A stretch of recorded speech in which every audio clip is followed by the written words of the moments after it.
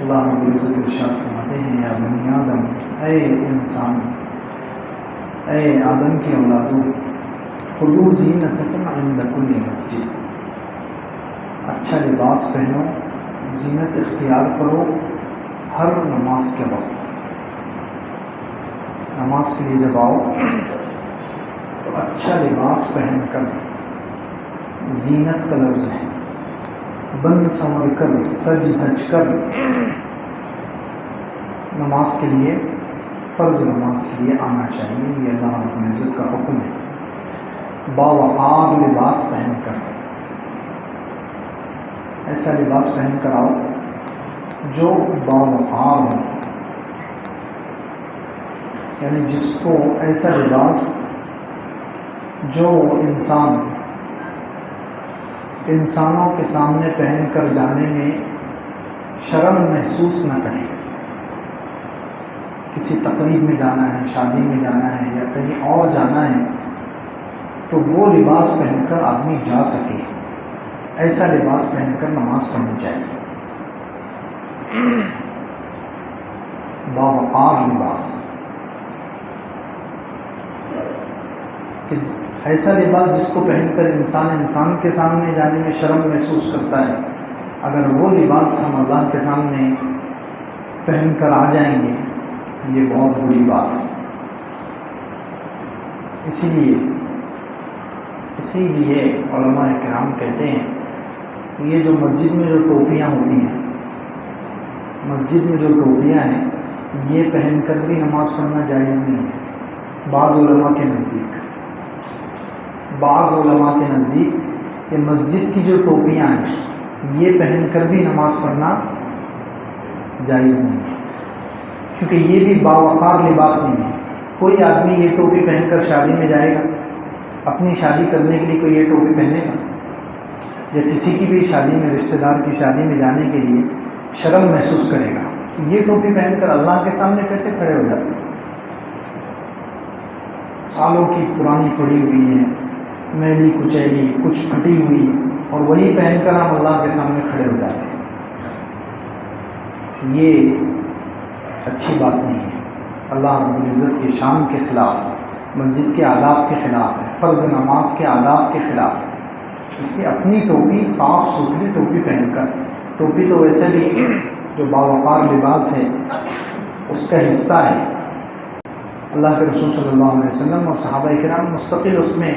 حدیث کی کتابیں کھولیں، بخاری ہو، مسلم ہو، ترمذی ہو، ساری حدیث کی کتابیں کھولیں، اس میں حضور پاک صلی اللہ علیہ وسلم کے مستقل عمامے کا رنگ کیسا ہے، ٹوپی کیسی تھی، سب چیزیں موجود ہیں۔ بغیر کسی عذر کے حضور پاک صلی اللہ علیہ وسلم کبھی ننگے سر نہیں ہوئے۔ بیت الخلاء تو گندی جگہ ہے، وہاں بھی حضور پاک صلی اللہ علیہ وسلم کبھی ننگے سر نہیں گئے، تو ہم مسجد میں کیسے ننگے سر آ جائیں؟ بیت الخلاء وہاں بھی سر ڈھانک کر جانا سنت ہے، اور مسجد تو اللہ کا گھر ہے، تو یہاں کیسے کھلے سر آنا مناسب نہیں ہے۔ اس لیے بخاری شریف میں بھی ہے کہ صحابہ کرام جب گرمی ہوتی تھی تو اس زمانے میں چٹائی وغیرہ نہیں، ڈائریکٹ کنکر بچھائی جاتے تھے یا ریت پر وہ لوگ سجدہ کرتے تھے، تو گرمی میں جب ریت بہت گرم ہو جاتی تھی تو صحابہ کرام کے جو عمامے تھے اور ان کی ٹوپیاں ہوتی تھیں، تو صحابہ کرام ان ٹوپیوں کو سامنے کر کے اس پہ سجدہ کرتے تھے تاکہ گرم نہ رہے۔ یہ بخاری میں، تو جب ٹوپیاں تھیں، عمامے تھے، جبھی تو اس کو آگے کرتے، جن کے سر کھلے ہوئے وہ کیا رکھیں گے؟ یہ تو بخاری شریف کس سے ثابت ہے کہ حضور پاک صلی اللہ علیہ وسلم کے صحابہ عمامے اور ٹوپیاں پہن کر زندگی گزارنے کے عادی تھے، نمازوں میں بھی۔ تو اس لیے ٹوپی اسلامی لباس کا باوقار لباس، جو اللہ کو پسندیدہ لباس ہے، اس کا حصہ ہے ٹوپی۔ تو خیر حکم دیا جا رہا ہے کہ جب مسجد میں آئیں، نماز کے لیے آئیں، تو زینت اختیار کر کے اچھا باوقار صاف ستھرا لباس پہن کر آئے، ایسا لباس جس کو پہن کر انسان کسی شادی میں جا سکے، انسانوں کے سامنے اس لباس کو پہن کر جانے میں شرم نہ لگے، شرم محسوس نہ ہو، ایسا اچھا لباس پہن کر نماز کے لیے آنا چاہیے۔ مفتی سعید صاحب پالنپوری رحمۃ اللہ علیہ جو میرے استاد تھے، پچھلے سال انتقال ہو گیا، اللہ تعالیٰ ان کی مغفرت فرمائے، انہوں نے اپنے استاد کا واقعہ لکھا کہ فرض نماز کے لیے کتنا اہتمام ہونا چاہیے۔ فرض نماز ہم جو ہے سرسری پڑھ لیتے ہیں، فرض نمازیں، فرض اور نفل میں تھوڑا سا فرق ہے۔ نفل میں زیادہ اہتمام نہ بھی ہو تو زیادہ کپڑوں کا اس کا اہتمام نہ بھی ہو تو چل جائے گا، لیکن فرض نماز کا کتنا اہتمام، تو انہوں نے اپنے شیخ کا، اپنے استاد کا واقعہ لکھا کہ دیوبند میں، دارالعلوم دیوبند میں ایک مصر کا جو بڑا مدرسہ ہے جامعہ ازہر، تو وہاں سے انہوں نے ایک عالم کو دیوبند میں عربی پڑھانے کے لیے بھیجا تھا، آج سے 50 سال پہلے کی بات، بلکہ اور 60 سال پہلے کی بات۔ ان کا نام تھا شیخ محمود مصری رحمۃ اللہ علیہ، بہت بڑے عالم تھے، مصر کے رہنے والے تھے، عرب تھے، وہ یہاں پر عربی پڑھانے کے لیے دیوبند میں آئے۔ تو ان کا واقعہ لکھا ہے کہ وہ جب اپنے کمرے میں نماز پڑھتے تھے، نفل نماز، تو نفل نماز پڑھتے تھے، ان کو گرمی بہت لگتی تھی، کیونکہ مصر جس علاقے کے رہنے والے تھے وہاں پر گرمی زیادہ نہیں ہوتی، اور یہاں دیوبند کی گرمی، یو پی کی گرمی تو بہت مشہور ہے، بہت خطرناک گرمی۔ تو وہ جب یہاں پر گرمیوں کے موسم میں کمرے میں نفل پڑھتے تھے تو کہتے ہیں پورے کپڑے اتار دیتے تھے، صرف ایک پاجامہ پہن کر، بنین بھی نہیں، اتنی ان کو گرمی ہوتی تھی، گرمی کی وجہ سے ان کے جسم پر پھوڑے پھنسیاں آ جاتے تھے،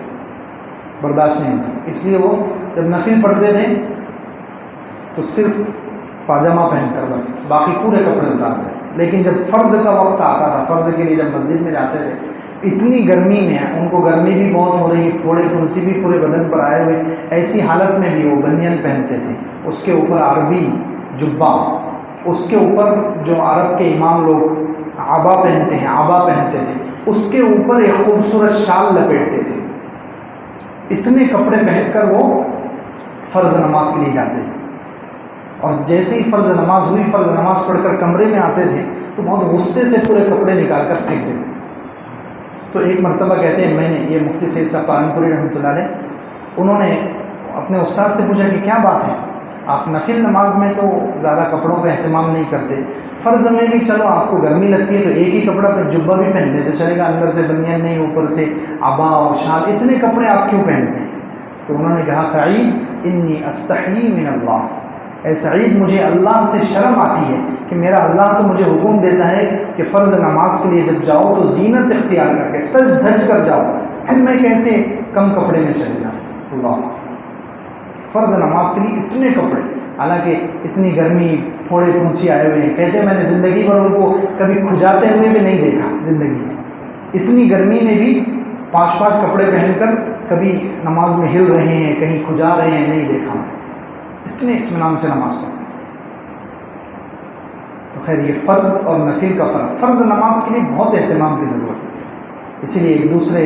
عالم علامہ ابراہیم بلیاوی رحمۃ اللہ علیہ، یہ بھی دیوبند کے ایک بہت بڑے عالم گزرے ہیں، وہ کہتے ہیں کہ فرض نماز کی مثال ایسی ہے جیسے آفس کی ملاقات، فرض نماز کی مثال ایسی ہے جیسے آفس کی ملاقات، اور نفل نماز ایسے ہیں جیسے پرائیویٹ ملاقات، کسی وزیر اعظم سے، کسی بڑے آدمی سے ملنے کے لیے جاتے ہیں، سیاسی لیڈر سے، تو اس کے آفس میں الگ شیڈول ہوتا ہے، آفس میں الگ اصول ہوتے ہیں، وہاں آپ کو کپڑے پہن کر خوشبو لگا کر جانا پڑے گا، جتنا وقت وہ دے اتنے وقت میں بات کرو، کام کی بات کرو اور چلو۔ اگر گھر پر چلے جاؤ تو پھر کوئی مسئلہ نہیں، کسی بھی کپڑے میں جاؤ، کتنی بھی دیر بیٹھو۔ پرائیویٹ ملاقات میں اتنے اصول آداب نہیں ہوتے، آفس کی ملاقات میں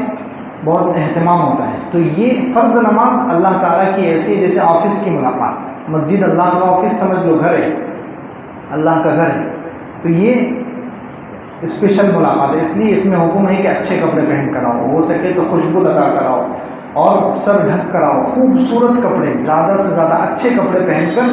پھر فرض نماز ادا کرو۔ یہ اللہ رب العزت نے خود، اس لیے لباس کا لفظ نہیں ہے یہاں پر، زینت کا لفظ ہے۔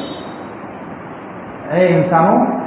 لباس پہن کر نماز پڑھو نہیں، زینت اختیار کر کے، لباس سے ایک ایکسٹرا چیز ہے، لباس بھی ہو اور اس کے اوپر خوبصورتی ہو، سجا کر، ایسی حالت میں اللہ کے سامنے کھڑے ہو ہر نماز کے وقت۔ یا بنی آدم خذوا زینتکم عند کل مسجد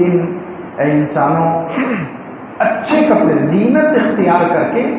ہر نماز کے لیے، مسجد سے مراد نماز، ہر نماز کے وقت زینت اختیار کرو، اچھا لباس۔ بہت سارے لوگ یہ کہتے ہیں کہ بس نماز ہو جانی چاہیے، بغیر ٹوپی کے بھی ہو جائے گی، کھلے آستین میں بھی ہو جائے گی، ایسے بھی ہو جائے گی، ویسے بھی ہونے کا مسئلہ نہیں ہے۔ مسئلہ یہ ہے اللہ کیسے چاہتے ہیں کہ ہم نماز پڑھیں۔ دنیاوی چیزوں میں دیکھ لیں، دنیاوی چیزوں میں انسان کبھی یہ نہیں سوچتا کہ چلو صرف ہو جائے، گزارا ہو جائے تو چلے گا۔ جیسے کھانا کھانا ہے تو کوئی بھی انسان جو ہے یہ نہیں سوچتا کہ چلو سوکھی روٹی 1 مہینے کی ایک ساتھ روٹی بنا کر رکھ لو اور 1 مہینے تک وہ سوکھی روٹی کھاتے رہیں گے، پیٹ تو بھر جائے گا نا، مقصد تو کھانے کا پیٹ بھرنا ہے، گزارا ہو جائے۔ کھاتے وقت ہم یہ نہیں سوچتے کہ چلو صرف کام چل جائے، گزارا ہو جائے، کچھ بھی کھا لو، روز دال کھا لو،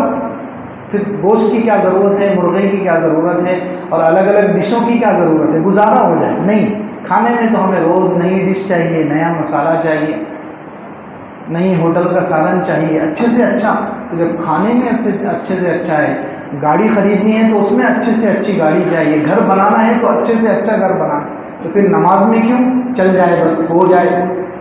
کتنی بری سوچ ہے ہماری، بس ہو جائے، کیسی بھی ہو جائے۔ نماز میں کیوں ہم اتنی بری سوچ رکھتے ہیں؟ ایک عجیب حدیث قدسی ہے، اللہ رب العزت انسان سے شکایت کرتے ہیں۔ کیا شکایت کرتے ہیں؟ عبدی قد طہرت منظر الخلق سنین فہل طہرت منظری ساعتن، میرے بندے تو نے مخلوق کے لیے اپنے آپ کو سالوں سجایا، کیا تو نے میرے لیے کبھی، مجھے اچھا نظر آنے کے لیے کبھی ایک گھڑی بھی سجایا؟ اللہ سوچ، قیامت کے دن اگر اللہ تعالیٰ نے یہ شکایت ہم سے کی تو ہم کیا جواب دیں؟ حل طہرت منظری ساعتن، مخلوق کو اچھا نظر آؤ، تو بال بھی اچھے سے، جب باہر نکلتے ہیں تو بال جما کر، خوشبو لگا کر، اچھے سے اچھے کپڑے پہن کر، سج دھج کر لوگ مجھے اچھا کہیں، اور مسجد میں آئیں گے تو نماز تو پڑھنا ہے، میلے کچیلے کپڑے میں نماز پڑھ لو، پھر شادی میں جاتے وقت اچھے کپڑے پہنے، نعوذ باللہ۔ یہ ہمارا مزاج، یعنی نماز کو ہم نے ایک بہت